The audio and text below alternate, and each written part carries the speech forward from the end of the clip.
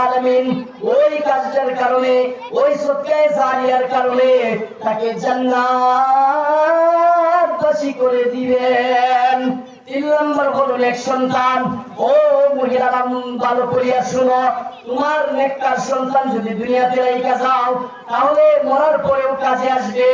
যদি কোনো নেককার সন্তান দুনিয়ার মধ্যে রাখতে পারো, ওই নেককার সন্তান মৃত্যুর পরে তোমার কাছে আসবে। ওই নেককার সন্তান দুনিয়াতে যত আমল করবে, যত নামাজ আদায় করবে, যত রোজা রাখবে, যত হজ করবে, যত যাকাত দিবে, যত কোরআন তেলাওয়াত করবে, যত তাসবিহ তাহলিল পড়বে, যত ভালো আমল করবে, যত ভালো আমল করবে, সমস্ত ভালো আমল থেকে এক একটা আমল তোমার আমলনামায় যুক্ত হতে থাকবে। এই জন্য আল্লাহর রাসূল বলেন, ও দুনিয়ার মানুষ, তুমি যদি উপকারী ইলম শিখো, অন্যকে শিখাও, তুমি যদি দান সদকা করো,